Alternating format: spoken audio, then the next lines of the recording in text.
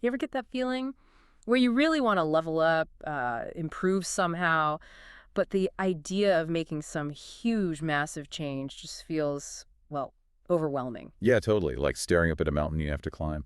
Exactly. And maybe you've even looked at those, quick fixes with the ones promising amazing results for almost zero effort. Mm-hmm. The magic pills? Right. Well, today we're diving into something completely different, an idea that flips that whole approach on its head. We are. We're going to unpack this thing called the 1% mindset. Yeah. Basically, it's the idea that making small, consistent improvements, day after day, that's what leads to really significant growth over time. And our jumping off point for this whole discussion is a really interesting conversation we caught on the YouTube channel LEP Learn English Podcast. Oh, yeah, that would go on. It was in their Podcast and Chill segment, and the title was pretty spot on, The 1% Mindset and How It Changes Your Life. And they shared the statistic that just, wow, it really grabbed me. And 37 times better one. Yes, improving just 1% every single day means you could be like 37 times better in just 1 year. It sounds almost unbelievable. It does, but it really shows the power of compounding, doesn't it? Mm-hmm. Like interest in a bank account, but for, your skills or habits, it's not about these giant leaps. It's the steady buildup of those tiny gains. Yeah, that makes sense. But what's really interesting, that they Yeah. touched on this too, is that it works both ways. Mm-hmm. Just like 1% better adds up, 1% worse each day, those small slips, they also compound negatively. Oh, right. Like skipping one workout seems fine, but skip them consistently and uh-oh.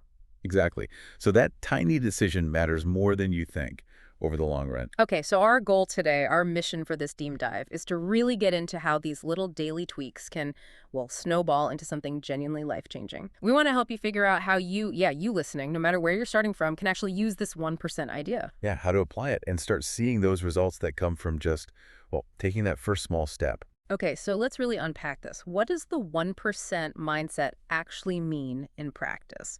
Because honestly, my first thought was, great, so I just put in like minimal effort, 1%, and that's progress. Yeah, that's a common first reaction. Yeah. But it's not really about putting in only 1% effort. It's about the commitment to making that 1% improvement consistently, every day. Okay. Improvement, not effort level. Got it. Right. It's about that daily dedication, that small step forward. And this isn't just, feel-good talk. There's actually research backing this up. Oh, really? Yeah, they mentioned a study, I think it was in the British Journal of Health Psychology.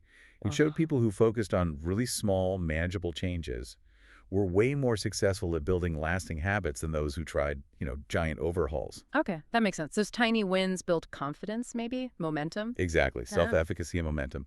It shifts you from just dreaming about, say, running a marathon to actually, putting your shoes on and walking on the block today. Less daydreaming, more doing. Yeah. Even tiny doing. Precisely.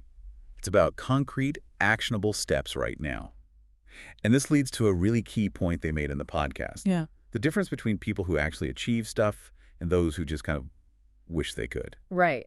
They said it's not usually about luck or raw talent or even having loads of money starting out. It really boils down to how successful people think and, crucially, how they use their time. Yes, exactly. They had this great analogy comparing time to a limited edition iPhone. Super valuable, totally irreplaceable, you can't get more of it. Okay. People using this 1% mindset, they get that everyone has the same 24 hours. Yeah.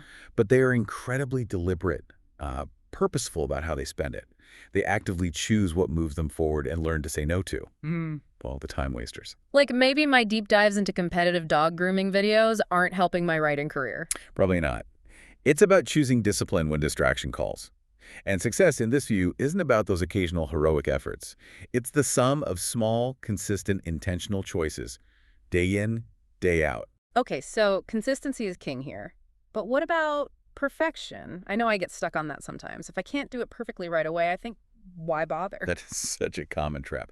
And the 1% mindset is basically the antidote to that. The whole point is consistent progress, getting that tiny bit better each day, not being flawless from the get-go. So it lowers the bar in a good way, makes it less intimidating. Exactly. And this is super important. This mindset isn't just for CEOs or geniuses. It's for anyone.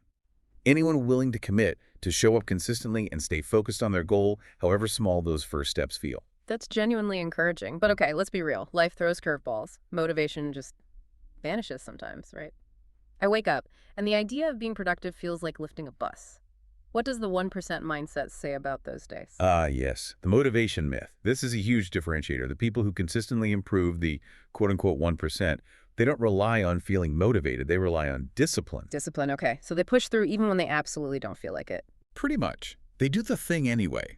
Maybe not the whole thing, maybe just a tiny part of it, but they take action. They understand that motivation comes and goes, it's unreliable. Discipline is the engine that keeps you going regardless of your mood. Wow, that's a tough truth, isn't it?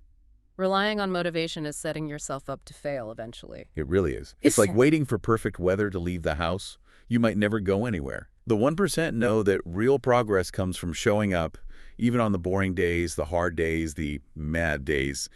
They don't let feelings dictate their actions long term. So they're not hitting snooze 5 times or getting lost down a rabbit hole online when they know they should be, say, writing that chapter or doing that workout. Well, they try not to. They build a habit of not doing those things. Whereas, lots of people operate on that initial excitement. They buy the new running shoes, the fancy notebooks, sign up for the course. Oh yeah, been there. But when that shiny new feeling wears off or it gets boring or difficult, they drop it. Like the podcast said, the 1% show up, rain or shine, motivated or meh. Motivated or nah, I like that. Okay, so it's building this internal drive that isn't just about fleeting feelings.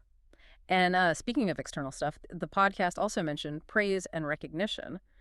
The 1% aren't really chasing that either. That's right. They're typically driven more by their internal purpose, their own why. They don't need constant applause or likes on social media to keep going.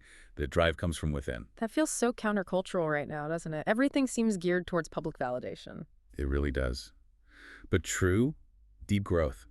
That often happens quietly in the background. It's not always flashy or Instagrammable. The 99% might need that external pat on the back more often, sometimes even designing goals for the attention rather than for genuine personal impact. Not built for Instagram, built for impact. That line from the podcast really stuck with me. It points to focusing on the process of getting better, not just the applause at the end. Exactly. That's a huge part of it. The 1% understands success isn't about instant gratification. They focus on mastering the daily grind, showing up, improving bit by bit, and trusting that the results will come as a natural consequence. Like watering a plant, right? Yeah. You don't yank on the leaves to make it grow faster. Precisely. You just give it what it needs consistently, day after day, and trust the process. Whereas many people are constantly searching for that hack, that shortcut, the overnight success story. Which usually doesn't exist or doesn't last. Right. And this actually reminds me of that fantastic analogy they use, the story of the bamboo tree. Oh, yeah. The one that does nothing for ages, it seems. Exactly. For like the first 4 years, maybe even 5, you barely see any growth above the ground. It looks like nothing has happened. You're watering this patch of dirt. It could test your patience. Totally.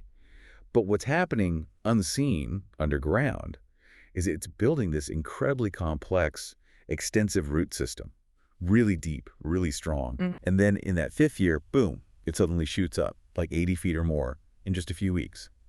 It's explosive growth. Wow.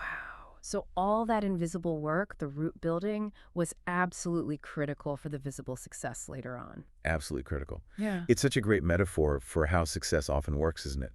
There's usually this long period of unseen effort, foundation building, learning, practicing, before you see the big results. The podcast called it The Boring Part Matters. Yes, that's it, exactly. All that consistent, maybe unglamorous effort early on, even when you feel like you're going nowhere.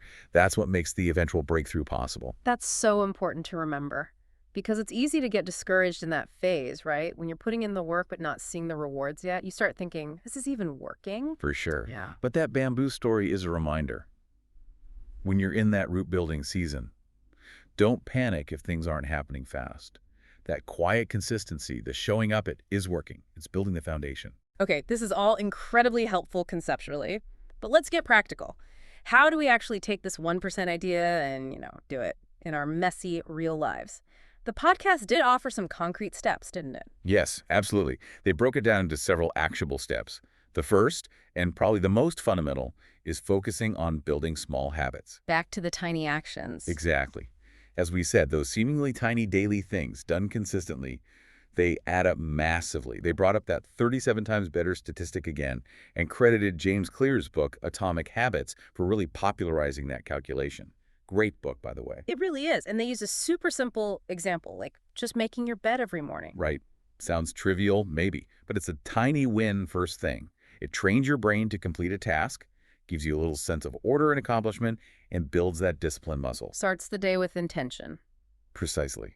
And they also mentioned B.J. Fogg's tiny habits idea, making the new habit so small, it's almost laughable not to do it. Like, if you want to run more, maybe the habit is just putting on your running shoes. That's it. Huh. Okay, so the barrier to entry is practically zero. You just put the shoes on, then maybe you feel like going for a walk, maybe not, but you did the habit. Exactly. You make it easy to start. Yeah. Which leads to the second step. Build systems, not just goals. Systems. Okay, what does that mean exactly? But instead of just saying, I want to get fit, which is a goal, you create a system of habits that moves you towards fitness. Like their example. Do 2 push-ups right after you brush your teeth. Ah, okay. So the system is linking the new tiny habit, 2 push-ups, to an existing routine, brushing teeth. Yes, you wire it in.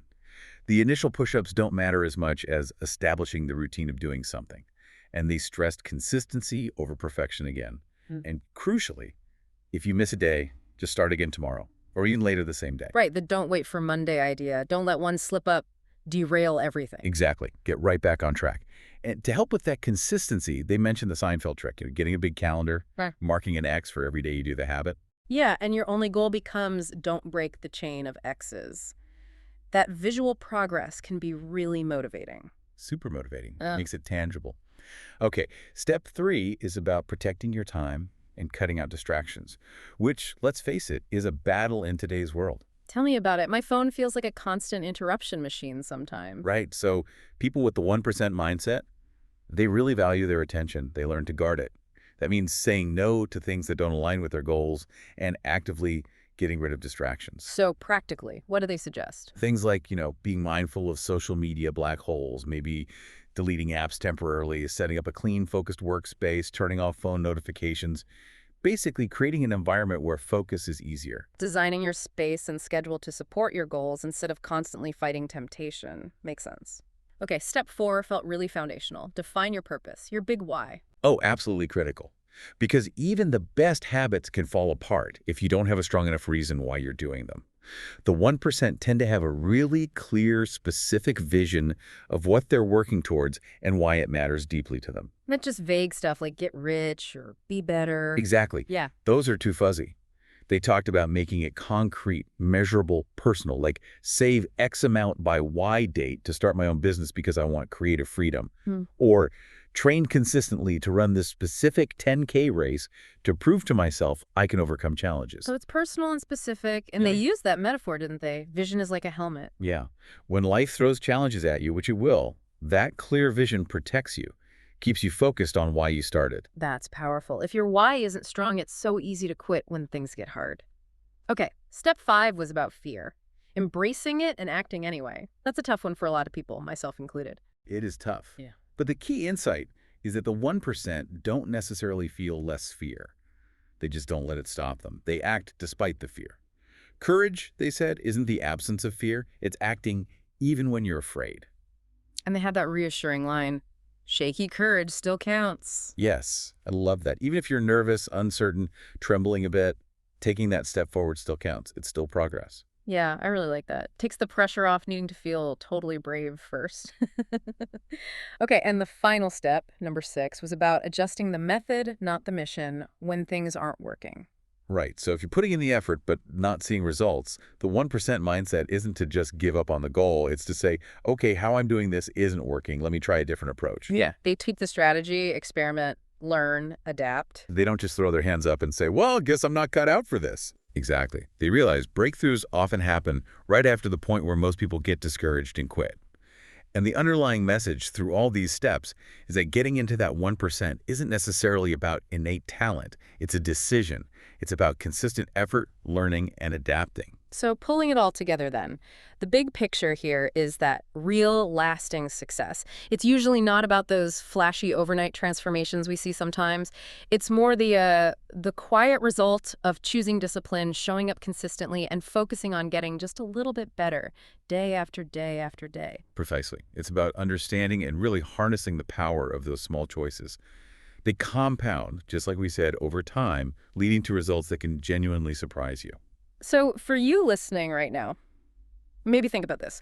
What's one tiny habit, just one 1% improvement that feels doable? Something you could actually start today or tomorrow. Have you maybe already seen this work in your own life where small, consistent efforts paid off big time? Yeah, it's worth reflecting on. Definitely. And just to quickly lock in some key terms we've used a lot today. Consistency. That's just doing something regularly, showing up. Discipline. Making yourself do it, even when it's hard or you don't feel like it. Process. The series of steps you take. A system. Your organized set of habits and routines that move you forward. And purpose. Your big why, the deep reason you're doing it all. And if there's one thing to really take away, it's that those small wins really matter.